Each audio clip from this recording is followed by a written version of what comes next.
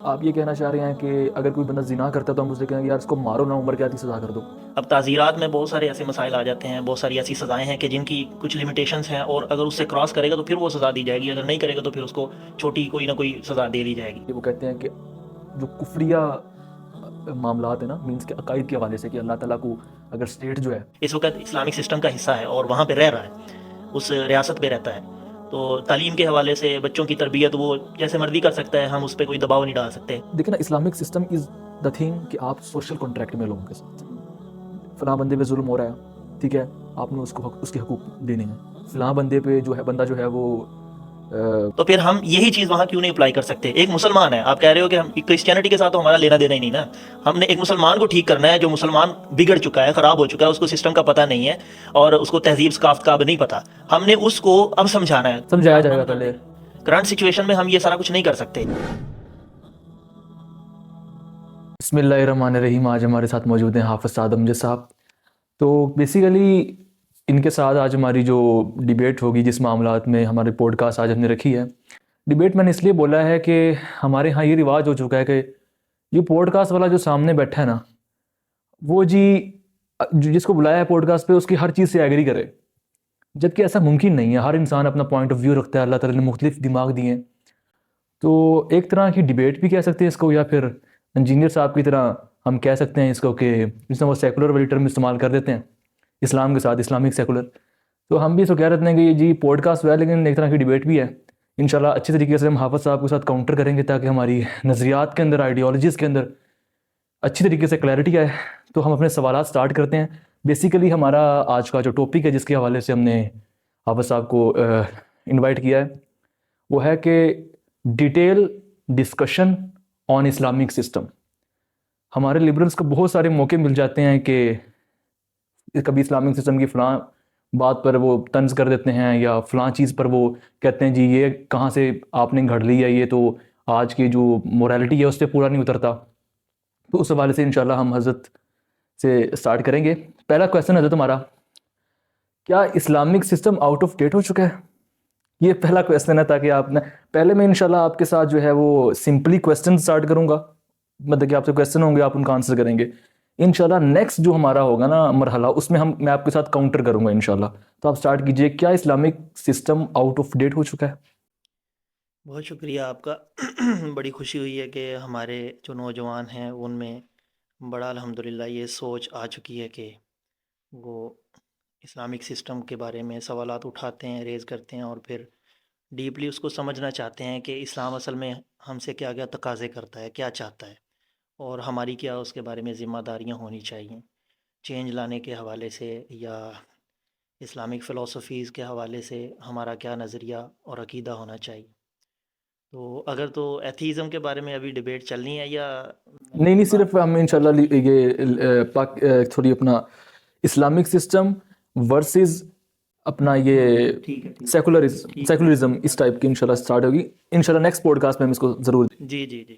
اچھا، بات ایسے ہے کہ اسلام جو ہے نا، یہ اللہ تعالیٰ نے، ہمارا تو یہ عقیدہ ہے کہ وہ قیامت تک کے لیے ہے، اس کو اللہ تعالیٰ نے موقت کر دیا ہوا ہے، لوگوں کے لیے پسندیدہ مذہب ہے، اللہ تعالیٰ نے اس کو پسند کر لیا ہوا ہے۔ تو ہم تو یہ کہتے ہیں، اور ہمارا یہ دعویٰ ہے، کیونکہ آپ کا جو سمپل کویشچن یہ ہے کہ کیا اسلام جو ہے وہ اسلام نہیں، اسلامک سسٹم۔ اسلامک سسٹم وہ آؤٹ ڈیٹڈ ہو چکا ہے یا ابھی بھی وہ اپلائی کیا جا سکتا ہے، تو ہمارا یہ دعویٰ ہے کہ وہ ابھی بھی اس کی امپلیمنٹیشنز اور جو کچھ ہے سارا، اس کے جو کہہ لیں کہ نظریات ہیں، عقائد ہیں، وہ سارے ابھی بھی اپلائی کیے جا سکتے ہیں۔ اور یہ الگ بات ہے کہ ان کو اپلائی نہیں کیا گیا ہمارے ملک میں، یا ان کو 100% جو ہے وہ آزمایا نہیں گیا، یہ ایک الگ مسئلہ ہے۔ لیکن ہمارا یہ دعویٰ ہے کہ وہ آؤٹ ڈیٹڈ نہیں ہے، بلکہ قیامت تک کے لیے آنے والے جتنے بھی اقوام ہیں، امتیں ہیں، ان کے لیے وہ جو ہے نا وہ پروپر ہر ایک چیز کے حوالے سے وہ گائیڈنس پرووائڈ کرتا ہے آپ کو۔ اس کے حوالے سے آپ کا کوئی مزید سوال ہے تو وہ کریں۔ نہیں، انشاءاللہ کاؤنٹر آپ کے ساتھ نیکسٹ سیشن میں ہوں گے، نیکسٹ سیشن کہہ دیا اپنا، نیکسٹ مرحلے میں ہوں گے۔ تو ابھی سمپلی کویسچنز ہیں آپ کے ساتھ۔ سیکنڈ کویسچن ہے، اسلامک سسٹم میں جو سزائیں ہیں تو ان کو اپ ٹو ڈیٹ کیا جا سکتا ہے؟ جیسے کہ اب زنا کی سزا ہے، وہ ہے رجم کرنا، مطلب کہ لوگ پتھر ماریں گے اور وہ نا ٹل ٹو ڈیتھ وہ پتھر مارتے جائیں گے. تو کیا اس کی اب ایک نئی ٹرم، کیونکہ بڑا ہم مطلب کہ ایک عجیب سا لگتا ہے لوگوں کو، خاص کر کے اپنے سیکولر کے لوگوں کو، بندے کو مارنا ہے تو آرام سے مار دو، کیا اس کو بار بار پتھر مار مار کے اتنی تکلیف دہ موت دے رہے ہیں آپ. تو وہ کہتے ہیں کہ کیا اس کا ہم اپ ٹو ڈیٹ نکال سکتے ہیں سسٹم کے، اس کو پھانسی چڑھا دی جائے سیدھی، مقصد تو اس کو مارنا ہی ہے. تو کیا اس میں ہے کہ کیا اس چیز کی اسلام گنجائش دیتا ہے کہ آپ سزائیں چلیں، مقصد مارنا ہے تو آپ سزا اپ ٹو ڈیٹ کر سکتے ہیں، لیکن اس کا مقصد نہ مرے، مطلب بندہ مرے ضرور. تو کیا اس کی کوئی گنجائش اسلام دیتا ہے؟ لیکن اکثر جگہ پہ نظر آتا ہے کہ اسلام یا نظر آتا ہے یا ہمیں علماء کرام جو ہے وہ اس طرح کا تاثر دیتے ہیں، کچھ علماء کرام، کہ جی اسلام میں ہلکی سی بھی رد و بدل نہیں ہو سکتی ہے، بدعت ہو جاتی ہے، وہ بدعت کے درجے کو پہنچ جاتی ہے. تو کیا ہے آپ اس کے حوالے سے؟ بات یہ ہے کہ تعزیرات ایک ایسا عمل ہے کہ جو خلفائے راشدین کے دور میں بھی چلتی رہی ہیں، یعنی کہ اس کو اجماع کے طور پر لوگوں نے قبول کیا، کیونکہ صحابہ تھے اور تابعین تھے. تعزیرات سے مراد یہ ہے کہ کوئی ایسی حکومت ہے جو اسلامک سسٹم چلا رہی ہے، تو اگر وہ دیکھتی ہے کہ ایک سزا کے لائق ایک بندہ ہے لیکن اس نے اس لیول کا گناہ نہیں کیا جس لیول کا کی جو ہاتھ کاٹ دینا سزا ہے، ٹھیک ہے، تو مطلب جس طریقے سے چوری کی ایک، جس طریقے سے چوری کی ایک کوئی مقدار ہے کہ اتنی مقدار آپ سونے کی چوری کریں گے تو ہی آپ کا ہاتھ کاٹا جائے گا، ورنہ آپ کا ہاتھ نہیں کاٹا جائے گا. اب تعزیرات میں بہت سارے ایسے مسائل آ جاتے ہیں، بہت ساری ایسی سزائیں ہیں کہ جن کی کچھ لمیٹیشنز ہیں، اور اگر اس سے کراس کرے گا تو پھر وہ سزا دی جائے گی، اگر نہیں کرے گا تو پھر اس کو چھوٹی کوئی نہ کوئی سزا دے دی جائے گی. تو اس میں رد و بدل ممکن ہے، اس میں کوئی حرج والی بات نہیں ہے. ہاں کچھ ایسی سزائیں ہیں، مثال کے طور پہ جیسے کہ آپ نے بات کی کہ اس کی کوئی شکل تبدیل کی جا سکتی ہے یا نہیں. مطلب رجم کرنا ہے تو رجم کرنا آپ پتھر مار کے ہی کرنا ہے اس کا، یا کوئی اس کی شکل تبدیل کی جا سکتی ہے، کیونکہ قرآن مجید میں ایک سسٹم پرووائڈ کیا گیا ہے. تو سسٹم جو ہے وہ سسٹم ہوتا ہے، اور سسٹم جو ہے نا اس کی تبدیلی کی کچھ لمیٹیشنز ہوتی ہیں، کسی حد تک اس کو تبدیل کیا جا سکتا ہے. یہ نہیں کیا جا سکتا کہ آپ اس کی بالکل ہی شکل کو، حیت اور کیفیت کو ہی پوری کو تبدیل کر کے رکھ دیں. مثلا اگر کوئی بندہ یہ کہتا ہے کہ اسلامک سسٹم ہے، اب اسلامک سسٹم کی جو بنیادیں ہیں اس کو ہی اگر کوئی بندہ تبدیل کرے گا تو پھر ظاہر سی بات ہے اسلامک سسٹم تو ختم ہو گیا نا. آپ یہ کہنا چاہ رہے ہیں کہ اگر کوئی بندہ زنا کرتا ہے تو ہم اسے کہیں گے یار اس کو مارو نہ، عمر قید کی سزا کر دو. Am right? دیکھیں جو زنا کی سزا اللہ تعالیٰ نے جو ہے نا بتا دی ہوئی ہے پراپرلی کہ اس کی سزا یہ ہے، رجم ہی ہوگا، اس ہاں کو کوڑے پتھر ہی ہیں، مارے اور جائیں یہ ہے، گے. میں یہی بات کر رہا ہوں نا کہ ایک گناہ ہے زنا کا، ٹھیک ہے، اس کے پیچھے ایک پورا جو ہے نا لاجک ہے، اس کے پیچھے پورا ایک قانون دے دیا ہوا ہے. اب اگر آپ کوئی اور سزا رکھیں گے نا تو اللہ تعالیٰ نے چور کے ہاتھ کاٹنے کی سزا جو دی ہے نا وہ اس وجہ سے ہے تاکہ لوگوں کو عبرت ہو جائے، ٹھیک ہے. اگر آپ اس کے لیے کوئی اور چوز کریں گے نا تو ہو سکتا ہے کہ لوگوں کو اس سے عبرت حاصل نہ ہو. کوئی ایسی سزا آپ اپنی طرف سے اس کو یہ ہے نا کہ کوئی ایسی سزا دیں گے کہ جس سے اس کو تکلیف زیادہ نہ ہو. لیکن جو اسلام نے ایک سسٹم پرووائڈ کر دیا ہوا نا اس میں بہت ساری حکمتیں پوشیدہ ہیں. حکمتیں بہت ساری ہو سکتی ہیں کہ لوگوں کو پتہ چلے کہ ہاتھ کیوں اس کا کٹ رہا ہے، ٹھیک ہے، اور اس کے پیچھے وجہ کیا ہے، اور پھر اس کے بعد یہ ہے کہ لوگوں کے سامنے یہ سارا عمل کیا جائے، جیسا کہ آج بھی عرب کنٹریز میں ہوتا ہے. اگر کوئی قصاص کا عمل ہوتا ہے تو وہ اس کے لوگوں کے سامنے کیا جاتا ہے تاکہ لوگوں کو عبرت ہو. اس میں بہت ساری حکمتیں پوشیدہ ہیں. تو جو چیزیں، میری بات آخری یہ ہے کہ وہ سمجھ لیں، جو سزائیں اللہ تعالیٰ نے بتا دی ہوئی نا کہ اس کام کی یہ سزا ہے، اس کام کی یہ سزا ہے، اس کام کی یہ سزا ہے، ٹھیک ہے، تو اس میں ذرا بھی رد و بدل نہیں کیا اس جائے گا. میں ذرہ بھی رد و بدل نہیں ہے. اس میں رد و بدل نہیں کیا جا سکتا. اس کی وجہ یہ ہے کہ ایک سسٹم ہمیں پرووائڈ کر دیا گیا ہے، ٹھیک ہے. اب اس سسٹم کو آپ ویسے ہی اس کو اپلائی کرنا ہے آپ نے، ٹھیک ہے. اگر آپ اپنی عقل کے ساتھ کوئی ایسی دیکھ رہے ہیں نا کہ اس کو سزا یار تھوڑی سی چینج کر دو، ہو سکتا ہے اس کا آپ کو نقصان ہو جائے، کیونکہ اس کی حکمت جو ہے نا وہ آپ کو نہیں پتا کہ اس کی کیا حکمت ہے. ایک حکمت ہے. پھر اللہ تعالیٰ جس پیک پہ جا کے اس کو عبرت دلانا چاہتا ہے کہ ایک اللہ تعالیٰ کی بات ایک پراپر، میں اپنے آڈینس کو بتانا چاہوں گا کہ ظاہری بات ایک پراپر سائیکالوجی ہوتی ہے، ہر چیز کی سائیکالوجی ہوتی ہے. کہ آپ جو ہے فار ایگزامپل میں آپ کو مثال دیتا ہوں، میں نے بہت دیکھا ہے اور بہت سنا بھی ہے کہ جو چور ہوتے ہیں ان کی جو ہے نا وہ ان کو منجی سی ڈالتے ہیں. تو میں نے دیکھا کہ ایسے ایسے ڈھیٹ چور ہوتے ہیں کہ وہ مانتے ہی نہیں ہیں، وہ کہتے ہیں کہ جی وہ مانتے ہی نہیں ہیں، وہ کہتے ہیں میں نے چوری کی نہیں ہے. اچھا، اور مزے کی بات کہ میں نے ایسے چوروں کو بھی جانتا ہوں، میرے والد صاحب نے واقعہ سنایا کہ وہ بندہ اس نے ایس ایچ او کے جا کے آفس میں کہا کہ میں چوری کی ہے اور اب میں جاؤں گا ادھر جہاں پہ انہوں نے مجھے لے کر جانا ہے جس کمرے کے اندر، اور میں وہاں چوری مجھ سے منوا کے دکھا دینا. اتنا ڈھیڑ بندہ تھا وہ.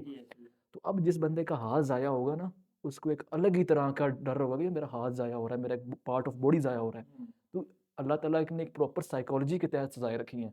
تو یہی بات ہے کہ جی آپ جو تعزیرات ہیں نا ان میں تبدیلی کی جا سکتی ہے، تعزیرات میں تبدیلی کی جا سکتی ہے، لیکن جو چیزیں پراپر بتا دی گئی ہیں نا کہ اس کی یہ سزا ہے، اس کی یہ سزا ہے، اس میں تبدیلی نہیں کی جا سکتی، کیونکہ وہ پراپر ایک سسٹم ہے. سسٹم کی بنیادوں کو ہلائیں گے نا آپ، کوشش کریں گے تو پھر کام خراب ہو جائے گا. جی میں سمجھ گیا. اچھا، مائنورٹیز جو اسلامک سسٹم کے اندر رہتی ہیں، مائنورٹیز، ان کے کیا حقوق ہیں اور کتنی ایک باؤنڈری ہے کہ بھائی ان کے اتنے حقوق ہیں اور اتنے حقوق جو لوگ کلیم کرتے ہیں کہ ان کو ملنے چاہیے وہ نہیں اسلام اجازت دیتا اس کی، اور اس کے پیچھے اس کی حکمتیں کیا ہیں، اس کو ذرا آپ جو ہے نا وہ ڈسکس کر لیجیے مائنورٹیز کے حوالے سے. ذمی لوگ ہوتے ہیں جو اس میں کرسچن بھی آ جاتے ہیں، سکھ بھی آ جاتے ہیں، سب آ جاتے ہیں. دیکھیں اس میں جو اسلام کا ایک نظام ہے نا، آپ کو جیسا معلوم ہے کہ حضرت عمر رضی اللہ تعالیٰ عنہ کے دور میں بھی ذمہ رہے ہیں، اور پھر حضرت عمر رضی اللہ تعالیٰ عنہ کے دور میں جو جزیہ اور ٹیکس ان سے لیا جاتا تھا اس کی بھی ایک لمٹ تھی، اور ان کی زمینیں انہی کو دی گئی تھی، انہی کی جائیداد انہی کو واپس دے دی گئی تھی، اور ان سے کہا گیا تھا کہ تم جتنی بھی اس کی جو کمائی ہوگی اس میں سے 1% یا جتنا بھی وہ طے کیا گیا تھا وہ ہمیں تم ادا کرو گے. ٹھیک ہے، تو اب ان کے جو حقوق ہیں ان کو، ان کی جو عبادت گاہیں ہیں ان میں مکمل آزادی ہے، ان کے جو رسوم و رواج ہیں ان میں ان کو مکمل آزادی ہے، جیسے ہم اپنی نکاح اور شادیاں کرتے ہیں ویسے ہی ان کو مکمل اجازت ہے. تعلیم کا حق ان کا پورا ہے، جو ان کی شہریت کے رہنے کے حوالے سے جتنے بھی ان کی کہہ لیں کہ فرائض ہیں وہ ادا کریں گے. اگر فرائض میں وہ کوتاہی کریں گے تو پھر عام لوگوں کی طرح ان کو بھی ظاہر سی بات ہے سزا ملے گی. جیسے ایک مسلمان ہے وہ چوری کرتا ہے تو پھر اس کو بھی سزا دی جائے گی، اور اگر غیر مسلم ہے تو اس کو بھی سزا دی جائے گی، کیونکہ وہ اس وقت اسلامک سسٹم کا حصہ ہے اور وہاں پہ رہ رہا ہے، اس ریاست پہ رہتا ہے. تو تعلیم کے حوالے سے بچوں کی تربیت وہ جیسے مرضی کر سکتا ہے، ہم اس پہ کوئی دباؤ نہیں ڈال سکتے کہ تم اس کو لازمی مسجد میں بھیجو، یا مطلب مکمل اس کو مذہبی آزادی بھی ہے، اس کو شہری آزادی بھی ہے، سوشل اعتبار سے بھی، ہر اعتبار سے وہ کھل کے اپنے رہ سکتا ہے. اب جو اس کے لیے پابندیاں ہیں وہ پابندیاں کیا ہے اور اس کی کیا حکمتیں ہیں، اس کا پھر آگے جا کے انشاءاللہ تذکرہ ہو جائے گا. تو اگر کوئی بندہ غیر مسلم ہے تو غیر مسلم اسلامک سسٹم بنانے والے لوگوں کی صف میں شامل نہیں ہو سکتا. وہ جو کمیٹی ہے، وہ جو مجلس شورا ہے جس نے قانون بنانا نا، ان لوگوں میں اس کا شمار نہیں کیا جا سکتا، اگرچہ وہ کتنا ہی انٹلیکچوئل ہو اور کتنا ہی وہ سارے معاملات کو سمجھتا ہو. جو کچھ بھی اس سے مشورہ لیا جا سکتا ہے، اگر اس کی بہت زیادہ سٹڈی ہے، وہ سب کچھ پڑھ کے ہے، اس سے مشورہ لیا جا سکتا مینس کے بڑی post chief of army staff کی پوسٹ ہوگی اینڈ پریزیڈنٹ کی پوسٹ ہوگی اور ہے. جی جی. جو بھی خلیفہ ہوگا اس کی پوسٹ ہوگی. جو مطلب قانون ساز ادارے ہیں نا ان میں اس کو شامل نہیں کیا جائے گا، کیونکہ پھر وہ اس کے اپنے نظریات، ظاہر سی بات ہے ایک بندہ اسلام والا نہیں ہے، غیر مسلم ہے، اس کی آئیڈیولوجی، اس کا ذہن، اس کی فکر جو ہے وہ اسلام سے اچھی طرح سے ملتی جلتی تو نہیں ہوگی نا، وہ اپنے نظریات بھی اس میں ایڈ کرنے کی کوشش کرے گا. تو جی انشاءاللہ پھر چلیں اس کے بعد انشاءاللہ ہم جب آئے گا تو اس میں پوچھوں گا میں آپ سے کہ کیوں آخر اسلامک سسٹم کے اندر ایسے ان کو حقوق نہیں مل رہے اور سیکولر والوں میں ہر جو بندہ جا رہا ہے ریلیجن والا ان کو مل رہی ہیں، تو اس کے پیچھے حکمت کیا ہوگی انشاءاللہ اس کو بھی ہم ڈسکس کریں گے. تو ہمارے جو جید علماء کرام ہیں ان کے نزدیک جو ہے نا ایک یہ چیز ہے کہ وہ کہتے ہیں کہ جو کفریہ معاملات ہیں نا، مینس کے عقائد کے حوالے سے کہ اللہ تعالیٰ کو اگر اسٹیٹ جو ہے وہ اللہ تعالیٰ کو خدا ہی نہیں مان رہی ہے یا فرشتوں کا انکار کر رہی ہے.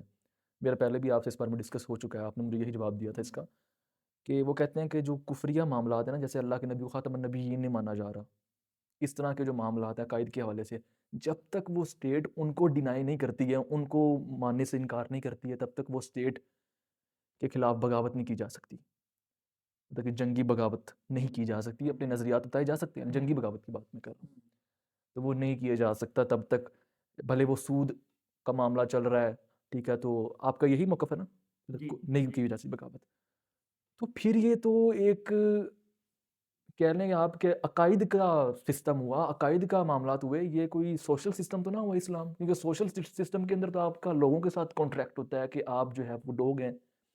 فار ایگزامپل جو مطلب کہ سوشل سسٹم کے حوالے سے معاملات ہیں ان میں لوگوں کا کے دیکھے جاتے ہیں کہ جی اگر فلاں بندے کو ظلم ہو رہا ہے اس پہ، اس کے فرائض نہیں پورے کیے جا رہے، اس کے حقوق نہیں مل رہے، تو بغاوت کی جاتی ہے. ٹھیک ہے، اسی طریقے سے سود کا اگر معاملہ کہتے ہیں آپ لوگ تو سمجھ بھی آتا ہے بھائی جان، سود ایک جو ہے وہ سوشل سسٹم کا حصہ ہے اکانومی کے حوالے سے. تو یہ سمجھ نہیں آتی کہ پھر یہ اسلام تو ایک عقائد کا ہی ہوا سسٹم، یہ کوئی سوشل سسٹم تو نہ ہوا ہے کہ پیپلز کے ساتھ سوشل کانٹریکٹ تو نہ ہوا. تو اس کے بارے میں آپ کا کیا خیال ہے؟ کہ اگر اسلام صرف عقائد کی بنیاد پہ کھڑا ہوتا نا اور اس نے کوئی سسٹم نہ دیا ہوتا، سوشل سسٹم نہ دیا ہوتا، تو پھر آپ یہ مجھے یہ بتائیں کہ اگر سوشل سسٹم اسلام نے نہیں دیا تو پھر سود کے خاتمے کے بدلے میں اسلام نے بیت المال کا نظام کیوں دیا ہے؟ اس نے بیت المال کا نظام اسی وجہ سے دیا ہے نا تاکہ سوشل جو ہے سسٹم برقرار رہ سکے. زکوٰۃ کا نظام کیوں دیا ہے؟ اسی وجہ سے دیا ہے کہ سود کا جو ہے نا اس کا خاتمہ کرنے کے بعد اس کے بعد ہمیں کیا کرنا پڑے گا، کیسے ہم عوام کی ضروریات کو پوری کریں گے، اس کے لیے اس نے زکوٰۃ کا سسٹم دیا ہے، بیت المال کا نظام دیا ہے. دوسری بات یہ کہ آپ یہ کہہ رہے ہیں کہ اگر کوئی کسی کے ساتھ ظلم ہوتا ہے، مثلا کسی کی وراثت ضبط کر لی جاتی ہے، تو کیا وراثت کے ضبط کرنے کے بعد اسلام نے کوئی قانون نہیں دیا؟ قانون اسلام کا موجود ہے کہ اس کو اسلامی سسٹم آیا دلائی نہیں جائے. ہوا. اسلام کس حوالے سے نہیں آیا؟ میں کہہ رہا ہوں اب پاکستان کی اب کنڈیشن لے لینا، اب پاکستان کے اندر اسلامک سسٹم تو ہے نہیں جڑ سے. تو آپ خود دیکھ لیں کہ کسی غریب لوگ جو ہیں وہ سالوں کھجل خوار ہوتے رہتے ہیں کہ جی بھائی جان ہماری زمینیں واپس کر دیں، ہم جا کے ججوں کو کہہ رہے ہوتے ہیں، پاؤں پڑ رہے ہوتے تو ہیں. پھر یہ اسلام پہ تو اعتراض نہ ہوا، یہ تو پاکستان پہ اعتراض ہوا. پاکستان کی اسٹل مائی عدالتوں کوسچن میں از ابھی دیٹ، بھی میری میرا بات اسلام سنیں. پہ کیا اعتراض ہے وہ بھی سن لیجیے جی پہلے جی ایک مرتبہ. میرا اسلامک سسٹم، اسلام پہ یہ اعتراض، اب مجھے نہیں پتا کہ اسلام میں یہ واقعی چیز ہے یا پھر یہ کسی ہمارے علماء کرام کی اپنی ان کی ہے آئیڈیالوجی ہے، لیکن بات کوسچن میرا یہ ہے کہ سوشل سسٹم جو ہے، دیکھیں نا Islamic system is the thing کہ آپ سوشل کانٹریکٹ میں لوگوں کے ساتھ، فلاں بندے پہ ظلم ہو رہا ہے، ٹھیک ہے، آپ نے اس کو اس کے حقوق دینے ہیں. فلاں بندے پہ جو ہے بندہ جو ہے وہ اس کو حقوق نہیں مل رہا ہے، یا اس کے جو ہے وہ اس کو پراپرلی اپنی عبادت کرنے کا موقع نہیں مل رہا. معاملہ جو بھی انسان کے بیسک نیڈ ہوتی ہے. تو اسلام تو ہمیشہ یہ کہتا ہے نا کہ ان کو دو حق. کب اسلام نے کہا ہے کہ حق نہ دو؟ آپ مجھے میرا کویشچن پہنے دیں کہ یہ چیز ہوتی ہے سوشل کانٹریکٹ. اب میں یہ نہیں کہہ رہا کہ اسلام اس چیز کا کہتا نہیں ہے کہ اس طرح کرو نا. میرا کویشچن یہ ہے کہ جو بغاوت کا عنصر ہے، کہ بغاوت تب کی جائے گی جب عقیدے میں خرابی آئے گی حکومت کے، ٹھیک ہے. حالانکہ بغاوت تب ہونی چاہیے میرے نزدیک زیادہ امپورٹنٹ تب ہے کہ جب کسی غریب کے اوپر ظلم ہو رہا ہو. بغاوت تب زیادہ امپورٹنٹ ہے. ٹھیک ہے یہ کویشچن ہے میرا. ہوپ سو آپ میرا کویشچن میں سمجھ سمجھ گیا ہوں، میں جی جی سمجھ گیا ہوں. آپ اچھا، آپ یہ کہہ رہے ہیں کہ اگر کسی غریب کے اوپر ظلم ہو رہا ہے تو اٹھ کے اسٹیٹ کے خلاف کھڑے ہو جاؤ کہ غریب پر کیوں ظلم ہو رہا ہے. اور یہ ہر جگہ ایسے ہی ہوتا ہے. ہر جگہ ریولوشن ایسے ہی آتی ہے کہ غریب پہ ظلم ہو رہا ہے اور ہمیں ہمارے حقوق نہیں مل رہے، لہٰذا حکومت کو چینج کرو یا سسٹم چینج کرو. یہ عجیب مجھے لگا ویسے کہ دیکھیں یہ اس سچویشن میں کیا جا سکتا ہے جب گورنمنٹ نے کوئی عدالتیں قائم نہ کی ہوں یا کوئی ایسا سسٹم قائم نہ کیا ہو اور اس نے باقاعدہ عوام کو یہ سہولت نہ دی ہو کہ آپ اپنے مسائل کا حل یہاں سے تلاش کر سکتے ہیں. مثال کے طور پہ اگر کسی کی چوری ہو جاتی ہے تو اس کے لیے حکومت نے ایک اپرچونٹی دی ہے کہ آپ جا کے تھانے میں رپورٹ درج کروا کے اور آپ کا جو بائک ہے وہ آپ کو دلوایا جاتا ہے، یا وہ کوشش تو کرتے ہیں نا. ایسا تو نہیں ہے کہ وہ ایک کبیرہ گناہ ہے، وہ ایک الگ مسئلہ ہے، ٹھیک ہے، وہ اس بندے کا گناہ ہے. حالانکہ گورنمنٹ نے تو نہیں یہ اس کو یہ بات کہی ہوئی کہ تو رشوت لے. وہ اس کا کہہ لیں کہ ایک سسٹم خراب ہے، ہم یہ کہہ سکتے ہیں سسٹم خراب ہے، یہ نہیں کہہ سکتے کہ سسٹم ہے ہی نہیں. اگر تو سسٹم ہوتا ہی نہ، عدالتوں کا سسٹم یا تھانوں کا سسٹم یا پولیس اسٹیشنز کا سسٹم ہوتا ہی نہ، تو پھر گورنمنٹ جو تھی وہ ذمہ دار تھی اور ہم اس کے خلاف کھڑے ہوتے. اگر تو سسٹم میں لوگ خرابی کر رہے ہیں تو پھر اس کا مطلب یہ ہے کہ ان لوگوں کی تبدیلی کی جائے، نہ کہ سسٹم پورے کے خلاف کھڑے اگر ہو جائے. سسٹم کے خراب ہونے کی وجہ یہی ہے کہ اسلامک سسٹم نہیں آیا ہوا، پھر کیا کریں؟ اگر اسلامک سسٹم نہیں آیا ہو تو اسلامک سسٹم لاؤ. اگر لانے کا طریقہ ہی یہی ہو کہ آپ بغاوت کریں. یہ طریقہ نہیں ہے کہ بغاوت کریں، یہ حضرت طریقہ اس کا یہ ہے. حضرت آپ تاریخ کی اوراق پڑھیے، بہت زیادہ. تاریخ ساری سیکولرز اور لبرل سے بھری ہوئی ہے. نہیں یہ نہیں میں کہہ رہا، میں کہہ رہا ہوں آپ تاریخ کی اوراق پڑھیے. خونی انقلاب کے ذریعے، ایک جنگی انقلاب کے ذریعے. تو اسلام کبھی بھی نہیں کہتا کہ اسلام کبھی بھی نہیں کہتا کہ خونی انقلاب لے کے آؤ. اسلام نبی پاک صلی اللہ علیہ وسلم نے جب مکہ میں آپ تبلیغ کرتے تھے تو آپ نے کیا یہ کہا تھا کہ یہ سارے خدا کو نہیں مانتے، سب کی گردنیں اڑا دو؟ آپ نے کیا کہا تھا؟ حضرت ارقم رضی اللہ تعالیٰ، زید بن ارقم رضی اللہ تعالیٰ کے گھر میں تبلیغ کا آغاز ہوا، کرتے کرتے آہستہ آہستہ تعلیم دی گئی ہے. تو ہمیں بھی یہ سب سے پہلے تعلیم دینی ہے، تعلیم دے کے لوگوں کو ان اداروں میں وہاں بٹھانا ہے جب ہمارے لوگ اتنے پڑھ لکھ جائیں گے, اتنے انٹلیکچوئل ہو جائیں گے. آپ کی اس بات سے اس لیے ایگری نہیں کرتا کہ رسول اللہ صلی اللہ علیہ وسلم نے پروفیسی ان پہ آئی تھی اور انہوں نے ابھی نظام دینا تھا. اور نظام صرف ہم نظام کی یہاں پہ بات نہیں کر رہے, یہاں پہ بات یہ بھی ہے کہ جو ہمارا عبادات کے حوالے سے اللہ تعالیٰ کو کے قائد کے حوالے سے بھی اللہ کے نبی نے وہ ابھی دینا تھا, وہ ابھی نزول ہوا نہیں تھا ان پہ. تو اس لیے اس کے لیے تو دار ارقم قائم کرنا لازمن تھا. دار ارقم کی کوئی یہ تھوڑی وجہ تھی کہ وہ اس لیے قائم تھا کہ ادھر نظام کا حصہ تو چلے گا. اچھا, اس میں یہ ہے کہ وہ تو پہلے اللہ کے ایک نبی نے بات تو prophecy- یہ کمپلیٹ کر لینا, پھر اگلا سوال کیجیے گا. اب آپ نے یہ کہا کہ نبی پاک صلی اللہ علیہ وسلم نے ابھی دینا تھا نظام. میں آپ سے پوچھتا ہوں, ابھی ان کا اسلام ہمیں ہاں دینا ٹھیک تھا ہے نا, ٹھیک ہے, میں آپ سے یہ پوچھتا اب ہوں تو کہ آ چکا ہے. اگر پورے پاکستان میں سارے کے سارے خدا کے منکر ہو جاتے ہیں اور ایک بندہ اٹھ کے سلمان خان یہ کہتا ہے کہ میں نے اب اسلام لے کے آنا ہے, تو کیا نبی پاک صلی اللہ علیہ وسلم کو آنا پڑے گا دوبارہ؟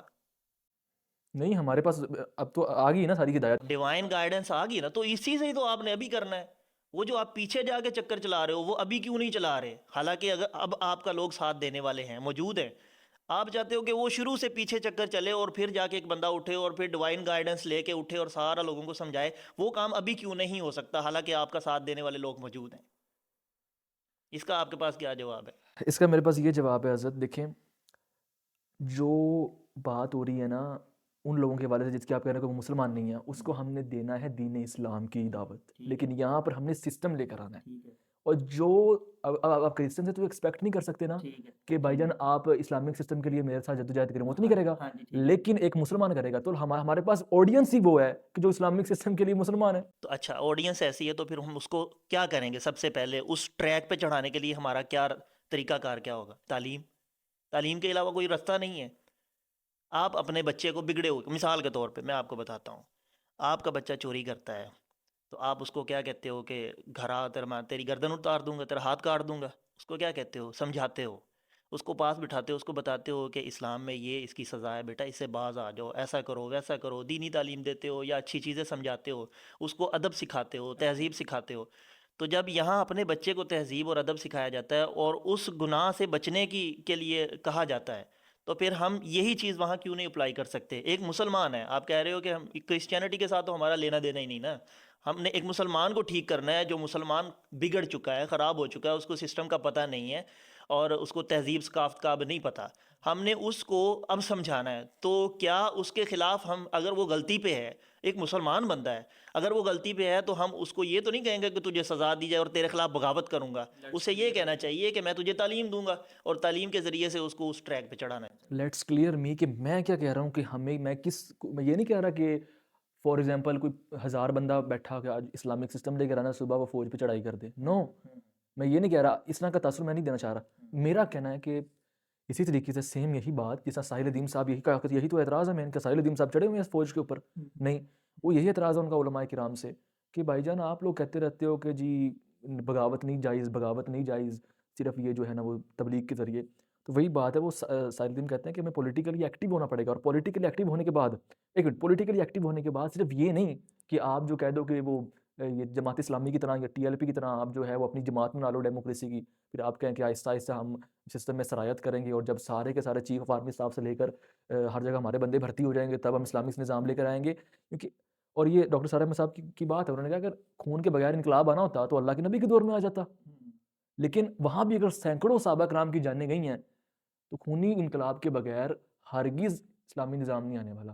تو ایک سٹیج پہ جا کر جب ہمیں لگے کہ ہاں یار ہر ادارے میں ہمارے لوگ ہیں, ہم سرایت کر چکے ہیں ہر جگہ, اور ہمارے پاس ایک پاور ہے, ہمارے پاس ایک پراپر پلان آف ایکشن ہے, اس کے بعد اگر فوجیوں کا خون بہانا پڑے, اگر ہمارے پاس اپنے ہی فوجی بھلے, ٹھیک ہے, اور حکومت کو الٹنا پڑے اور ہم کہیں کہ اگر تم نہیں اترو گے تو ہم تم پہ واقعتاً چڑھائی کریں گے, ہمارے پاس ویپن.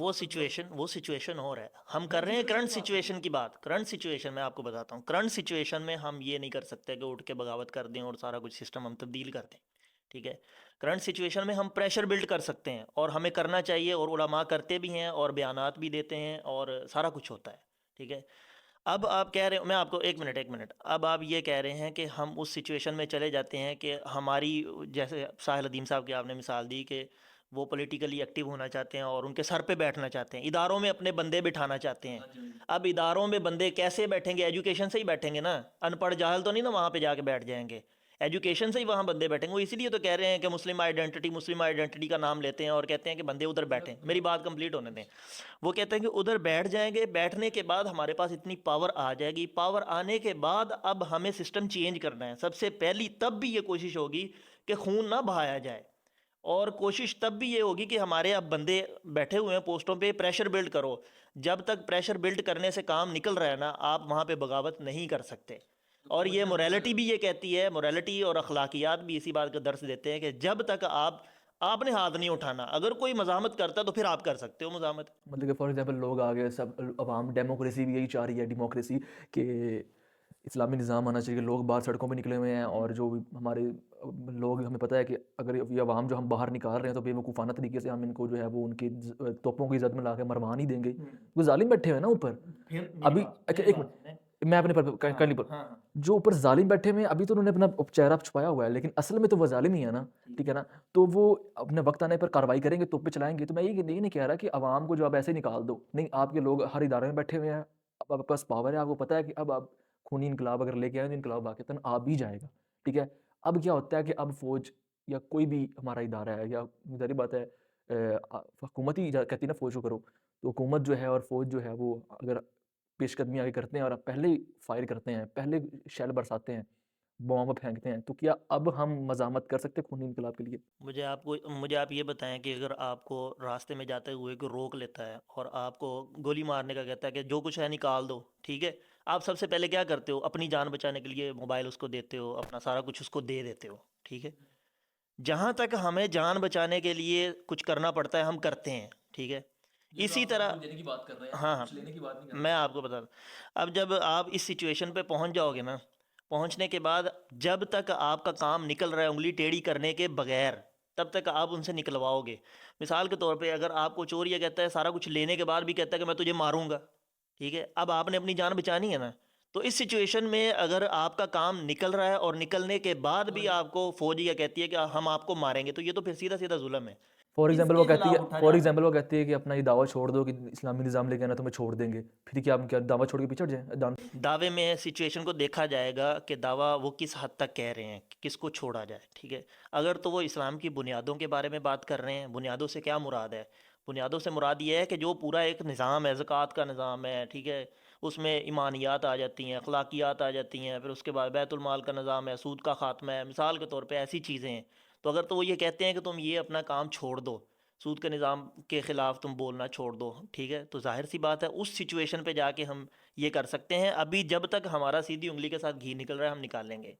اور جب کیونکہ میں آپ کو بتاتا ہوں میں تب کیا جا سکتا ہے نا. ابھی انگلی ٹیڑھی کرنے کا وقت نہیں ہے, کیونکہ آپ ابھی بھی عدالتوں میں جا کے آپ کی سنوائی ہوتی ہے نا, ہوتی ہے کہ نہیں ہوتی؟ آپ عدالتوں میں جاتے ہو, آپ کی بات سنی جاتی ہے. مفتی تقی عثمانی صاحب جاتے ہیں عدالتوں میں اور وہ لکھ کے دے کے آتے ہیں اپنے سارے فیصلے, اور ان پر عمل درآمد ہوتا ہے. جب تک آپ کا کام نکل رہا ہے آپ تب تک یہ خون ریزی نہیں کر سکتے. میں کہہ رہا ہوں, میں نے آپ کی سامنے پوری آپ کو اس کنڈیشن تک لے کر رکھے ہوں کہ لوگ آج بیٹھے ہوئے ہیں ہمارے اداروں میں, پاور پالیٹکس کر سکتے ہیں ہم, لوگ ہمارے ساتھ ہیں, ٹھیک ہے. پھر یہ معاملات, پھر ابھی بھی آپ کہہ رہے ہیں کہ ہم ایک فوجی کا بھی خون نہیں بہا سکتے. سچویشن کا فرق ہے نا. اگر تو فوجی آپ کی جان لینے کے در پہ ہے تو پھر آپ اس سے اپنی حفاظت کر سکتے ہیں. حفاظت میں اگر مر بھی گیا ہے تو اس میں آپ پہ کوئی ہرجانہ نہیں ہے. مطلب کہ ہم ابھی جا رہے ہیں سپریم کورٹ پر, ہم نے, اور پارلیمنٹ ہاؤس ہو گیا, اور یہ صوبائی اسمبلی ہوگی, جو بھی اسمبلیاں اس پہ ان پہ ہم قابض ہونے جا رہے ہیں. فار ایگزامپل مطلب لوگ اب جیسے روڈ پہ نکلے ہوئے ہیں, اور ادھر سے ہمارے ان اداروں کے اندر بھی لوگ بیٹھے ہوئے ہیں, ایک انٹلیکچوئل سٹانس کے ذریعے کہ ہم نے کام کرنا ہے نا, ایسے تھوڑی وہ تکے سے ہو جانی چیزیں. ہتھیار ان کے پاس ہے, نظام ان کے پاس ہے, تو ہم تو کچھ نہیں کر سکتے تب تک جب تک ہم سرایت نہیں کر جائیں. اندر سرایت کر کے سب کچھ ہو گیا, وہاں لوگ انتظار کرے. فار ایگزامپل آرمی میں 1000 لوگ, یا آرمی میں کہہ لیں کہ 1 لاکھ فوج کرتے ہیں, بلکہ 1 لاکھ فوج ہمارا انتظار کر رہی ہے کہ جی ہم اندر بیٹھے ہوئے ہیں, آپ کو جاسوسی بھی کریں گے, پوری خبریں دیں گے, سب کچھ کریں گے, ٹھیک ہے. آپ صرف جو ہے نا وہ آنے کی کریں, ٹھیک ہے. ہمیں پتہ ہے کہ ہم جائیں گے تو ہماری مدد کرنے والے لوگ اندر بیٹھے ہوئے ہیں, ان کے اندر بیٹھے ہوئے ہیں. اس سچویشن میں کہہ رہا ہوں کہ اس سچویشن میں اگر خون بہانا بھی پڑے, چند فوجیوں کا خون رہے گا. ابھی ڈاکٹر سارا احمد نے کہا کہ خونی انقلاب کے بغیر انقلاب آ ہی نہیں سکتا, ٹھیک ہے نا. تو اس سچویشن میں کہہ رہا ہوں کہ اینڈ سچویشن میں پہنچ گیا. ہاں یہی تو میں کہہ رہا ہوں, یہاں آپ کا اور میرا اتفاق ہے. سچویشن کا فرق ہے نا. کرنٹ سچویشن میں ہم یہ سارا کچھ نہیں کر سکتے. اس سچویشن میں جب کوئی اور حل نہیں رہے گا کچھ لوگ مثال کے طور پہ اگر کوئی بندہ ہے وہ مارکیٹ میں، عام لوگ جو ہیں وہ 100 روپے کی ایک چیز بیچ رہے ہیں، ایک بندہ 200 روپے کی بیچ رہا ہے، ٹھیک ہے؟ اب سارے دکاندار اس دکاندار کے خلاف ایکا کر کے کہتے ہیں کہ ہم اس کا خاتمہ کریں گے کیونکہ یہ جو ہے نا وہ 200 کی بیچ رہا ہے، ٹھیک ہے نا، یہ ظلم کر رہا ہے عوام کے ساتھ۔ یا مثال کے طور پہ ایک حکومت نے، گورنمنٹ نے ایک چیز کا ریٹ لگایا 100 روپے، ٹھیک ہے، سارے دکاندار 100 روپے کے بیچ رہے ہیں، ایک بندہ حکومت کی خلاف ورزی کر کے وہ بیچ رہا ہے 90 روپے کی۔ اب ان سب کی تو گاہکی خراب ہو رہی ہے نا، کیونکہ گورنمنٹ نے ایک اور اصول بنایا ہے کہ آپ نے 100 پہ بیچنی ہے، وہ 90 پہ اگر بیچ رہا ہے، کم پہ بیچ رہا ہے تو ٹھیک ہے، تو اگر وہ بیچے گا تو حکومت، پہلی بات تو یہ کہ حکومت کے اس حکم کی خلاف ورزی ہے جو اس پہ لاگو کیا گیا کہ آپ نے یہ چیز اتنے کی بیچنی ہے۔ دوسری بات یہ ہے کہ اگر وہ ایسا کر رہا ہے تو دوسرے بھائیوں کا حق کھا رہا ہے، ٹھیک ہے؟ تو ایسی سچویشن میں اس کے خلاف سب سے پہلے یہ کام نہیں کیا جائے گا کہ اس کے خلاف اٹھ کے اس کو قتل کر دیں گے اور اس کی دکان بند کر دیں گے، سمجھایا جائے گا، کوئی پروسیس ہوتا ہے نا، لیکن وہ پروسیس اگر کے تھرو۔ بدماشی بھی اتر آئے تو ہاں، پھر اس کو بدماشی پہ بھی اتر آئے تو پھر سب سے پہلے کورٹ میں جایا جائے گا، پراپر ایک سسٹم ہے، کورٹ میں جا کے رپورٹ درج کروائیں گے یہ بندہ ہمیں تنگ کر رہا ہے، ایسے کر رہا ہے۔ اگر کورٹ اس کے خلاف کوئی ایسا کام نہیں کرتی ہے پراپر، ہمارے تو سسٹم موجود ہے نا، اگر سسٹم موجود ہونے کے باوجود بھی اس کی سنوائی نہیں ہوتی ہے، کوئی ایسا کام نہیں ہوتا، تو پھر بھی ہم اس کے بندے کا قتل نہیں کر سکتے اس بنیاد پر، کیونکہ یہ انفرادیت ہے، انفرادیت پہ ایسے آپ کوئی بھی قانون لاگو نہیں کر سکتے۔ ہاں، اسٹیٹ کی بات کر رہے ہیں ہم، اسلامک سسٹم میں یہ اس سچویشن پہ جا کے کیا جا رہا ہے۔ جیسے آپ نے آڈینس اگر دونوں طرف سے باتوں کو پوری کلیئرٹی کے ساتھ پیش کیا جائے نا کہ بھائی جان میں یہ کہنا چاہ رہا ہوں، اصل ہوتا ہے کہ ہمارے جو اپوزیشن بیٹھے ہوتے ہیں علماء کرام، مطلب کہ انجینئر صاحب ہو گئے اور جو پورے علماء کرام ہو گئے، ایک دوسرے کو لتاڑ رہے ہیں پھر، اور میں نے بڑا نوٹ کیا ہے کہ دونوں ایک ہی بات کر رہے ہوتے ہیں، لیکن اصل کے اندر ہوتا کیا ہے کہ وہ اپنی اڑی پہ اڑے ہوتے ہیں، وہ اپنی اڑی، ہاں جی جی، اور جس طریقے سے میں نے اور حضرت نے بھی ایگری کیا ہے بڑے نائسلی طریقے کے ساتھ، تو اس طریقے سے وہ بھی ایگری کر سکتے ہیں۔ ہوتی بات ایک ہے لیکن کان ادھر سے پکڑو یا ادھر سے پکڑو۔ خیر اگلے کویسچن کی طرف بڑھتے ہیں۔ اسلامک سسٹم کا الیکشن کمیشن کیسے ورک کرتا ہے اور ایک خلیفہ کو چننے کا کیا طریقہ ہے کہ اس طریقے سے خلیفہ چنا جائے گا؟ اور سنا ہے کہ اسلام جو ہے وہ ڈیموکریسی پر بھی بلیو کرتا ہے، حالانکہ ڈاکٹر سارہ احمد صاحب کہتے ہیں کہ جمہوریت جو ہے وہ کفر ہے۔ تو اسلام میں کس طرح کی جمہوریت ہے، ٹھیک ہے، اور کس طرح کی جو یہ طاہر القادری صاحب ورڈ استعمال کرتے ہیں اسلامک ڈیموکریسی، اس کا مطلب کیا ہے؟ اس کی طرح ڈیپتھ میں جائیے گا اور بتائیے کہ الیکشن کمیشن کیسے ورک کرتا ہے، اینڈ سیکنڈلی اسلامک سسٹم کا، اینڈ سیکنڈلی خلیفہ کیسے چنا جاتا ہے؟ حضرت عمر رضی اللہ تعالیٰ عنہ کے دور میں آپ کو پتہ ہے کہ پہلی بات تو یہ ہے کہ حضرت ابوبکر رضی اللہ تعالیٰ عنہ نے نامزد کر دیا تھا حضرت عمر رضی اللہ تعالیٰ عنہ کو، اور جو انٹلیکچوئل مائنورٹی ہوتی ہے نا، مطلب وہ لوگ جو ہوتے ہیں جو اس علاقے کے یا مطلب اسلامک اسٹیٹ کے پڑھے لکھے لوگ ہوتے ہیں جو سسٹم کو سمجھتے ہیں اور اس کی ڈیپتھ کو سمجھتے ہیں، وہ لوگ اکٹھے کیے جاتے ہیں۔ مثال کے طور پہ اگر آپ یہ کہتے ہو نا کہ ہر ریڈی لگانے والا بندہ، اس کا جو مائنڈ لیول ہے یعنی اس کی تعلیم ایجوکیشن ہے وہ برابر نہیں ہے، جی جی، وہ ایجوکیشن اس کی برابر نہیں، اس کی اور ایک پڑھے لکھے بندے کی برابر نہیں ہے جو مجلس شورا میں بیٹھا ہوا ہے یا پارلیمنٹ میں بیٹھا ہوا ہے۔ تو اب ایک عام آدمی کو تو نہیں پتہ کہ جو ہمارے اوپر بندہ آ رہا ہے وہ ڈکٹیٹر ٹائپ کا ہے یا پھر کوئی اسلامی ذہن رکھنے والا بندہ ہے یا پھر وہ سسٹم کو کیسے لے کے چلے گا، اس کو اتنا نہیں پتہ ہوتا۔ وہ تو بس صرف اپنے لوگوں کے پیچھے لگ کے کہ بس شیر کو ووٹ ڈالنا ہے یا بلے کو ووٹ ڈالنا ہے، وہ اپنے لوگوں کے پیچھے چل رہے، جو دیہات کے لوگ اس کے وڈیرے ہوتے ہیں وہ کہتے ہیں کہ اس پہ آپ نے ووٹنگ کرنی ہے تو وہ کر دیتا ہے، ٹھیک ہے، اس کو نہیں پتہ ہوتا۔ یہی اسلام میں چلتا ہے۔ اسلام میں بھی جب خلیفہ کا چناؤ ہوتا تھا تو مجلس شورا بٹھائی جاتی تھی، جیسے حضرت عمر رضی اللہ تعالیٰ کے دور میں آپ کو پہلے بتانے لگا تھا کہ عثمان رضی اللہ تعالیٰ کی خلافت پر جو ایک کمیٹی بنائی گئی تھی، ٹھیک ہے، تو وہ یہی لوگ تھے، مجلس شورا تھی، اور مجلس شورا میں سے بھی ان لوگوں پر جن لوگوں کا اتفاق تھا نا کہ یہ جو لوگ ہیں یہ بننے کے قابل ہیں، بن سکتے ہیں، یہ نظام کو سمجھتے ہیں، ان کی نبی پاک صلی اللہ علیہ وسلم کے ساتھ عمر گزری ہے، یعنی اللہ کے رسول صلی اللہ علیہ وسلم کا کی ایک روحانی شخصیت بھی تھی اور ان سے بہت کچھ سیکھا بھی تھا، دین لیا بھی تھا، تعلیمات بھی تھیں، تو آپ کے ساتھ جتنے جو کلوز تھے ان لوگوں کو اکٹھا کیا اور ان کی ایک کمیٹی بنائی اور لوگوں سے کہا، مجلس شورا سے کہا کہ آپ ان میں سے کسی ایک پر اتفاق کر لو۔ تو اب جو پڑھے لکھے لوگ ہوں گے اور مجلس شورا ہوگی، اسی کوئی اسلامک ڈیموکریسی کہتے ہیں طاہر القادری صاحب، ٹھیک ہے، اور اسی کا ہی اسلام نام ڈیموکریٹک سسٹم جو ہے وہ یہاں تک محدود ہے اس کا اسلام کا، ٹھیک ہے، آگے نہیں جا سکتا ہے اس کو، ٹھیک ہے، جی جی جی۔ اگر تو اس مجلس شورا تک میں کہتا ہوں کہ میں ایک عام آدمی ہوں، میں کہتا ہوں کہ میرا حق کیوں نہیں ہے ووٹنگ کرنے کا، ٹھیک ہے، تو پہلے مجھے اس لیول تک جانا پڑے گا، اپنی ایجوکیشن کو بڑھانا پڑے گا تاکہ میں مجلس شورا کے لوگوں کے برابر بیٹھ سکوں، میری اتنی اہلیت ہونی چاہیے، پھر میں جا کے ووٹنگ کروں گا۔ سید مزمل دس از دا مین پوائنٹ جو آپ ریز کرتے ہیں نا کہ جی سیکولرزم کے اندر تو آپ اگر دیکھتے ہیں تو ہر بندے کو اپنا ووٹ ڈالنے کا، اپنا لیڈر چوز کرنے کا حق ہوتا ہے، تو ادھر حق کیوں نہیں؟ آپ لوگوں نے ہمیشہ وہ پکڑنا ہوتا ہے مکھی، گندی مکھی، وہ گندی چیز پر بیٹھتی ہے، آپ نے ان کو دیکھنا ہوتا ہے، اپنے سسٹم کو نہیں دیکھنا ہوتا۔ ہمیشہ سے ہر چیز کی سے زیادہ بڑھ کر جس چیز کی وقت ہوتی ہے نا، وہ ہوتی ہے ریاست، اور ریاست کی بھلائی اس میں ہے کہ خلیفہ وہ ہو جس کو اکانومی کا بھی سارا پتہ ہو، اور رکن شورا، بلکہ رکن شورا کے جو ممبرز ہیں ان میں سے تو خلیفہ چنا جانا حضرت، اور رکن شورا کے ممبرز جو ہیں وہ سارے کے سارے اتنے ایجوکیٹڈ ہوں، ان کو اکانومی ساری آتی ہو کہ کس طریقے سے اکانومی ورک کرتی ہے۔ اب ایک ان پڑھ، فار ایگزامپل ایک بندہ ہے رکشے والا، وہ پورے پاکستان کے اندر اس کا انفلوئنس ہے، لوگ اس کو پسند کرتے ہیں، لیکن اس کو اکانومی کی آتی نہیں ہے، اکانومی سے پتہ نہیں ہے۔ اس کو اگر بٹھا دیا جائے کہ آپ سالانہ بجٹ ہی تیار کر دو تو اس کو پتہ ہی نہیں ہوگا ایسا ہی اسٹریٹجکس ہے، کیا ہوتے ہیں۔ بس وہ لوگوں کا دل دادا ہو، لوگ اس کے تھوڑی دل دادا ہوں کہ جی یہ بندہ تو بڑا یس ہے جی، اس کو بنا دو۔ تو جو رکشے والا ہوتا ہے نا، پھر وہ جس طریقے کے فیصلے لیتا ہے نا، وہ آپ کو بھی پتہ ہے۔ تو لہٰذا یہ بات ہے بالکل حضرت کہ رکن شورا مطلب کہ عوام کو دیکھیں نا، ہر عوام کو بندہ کی پتہ ہے کہ یار یہ بندہ اچھا ہے، یہ بندہ برا ہے، یہ بندہ اچھا ہے، یہ بندہ برا ہے، اس کا کردار اچھا ہے، اس کا کردار گندا ہے، ٹھیک ہے نا، ہر بندے کو پتہ ہے۔ اس کے لیے کوئی نہیں چاہیے، ڈگری نہیں چاہیے، یہ ہر اس کے لیے رکن شورا کے آپ جو ہے وہ ممبرز کو سلیکٹ کریں کہ آپ فلاں بندے کا کردار اچھا ہے، یہ رکن شورا کا ممبر ہونا چاہیے۔ پھر آگے اسٹیٹ اس کو فلٹر کرے گی، اسٹیٹ جو بیٹھی ہے وہ فلٹر کرے گی کہ آیا کہ اس کو اکانومی کی سمجھ بوجھ بھی ہے کہ نہیں ہے، اس کا بیک اپ کیا ہے، پھر اس کو رکن شورا کا ممبر بنایا جائے، اور پھر رکن شورا کی جو وہ انٹلیکچوئلس کی ایک بن گئی ہے کیبنٹ، اور اس میں سے خلیفہ چنا جائے۔ دس از دا اسلامک سسٹم، اینڈ اس کو سمجھیں آپ، رائٹ؟ خیر اگلے کوشچن کی طرف چلتے ہیں ہم۔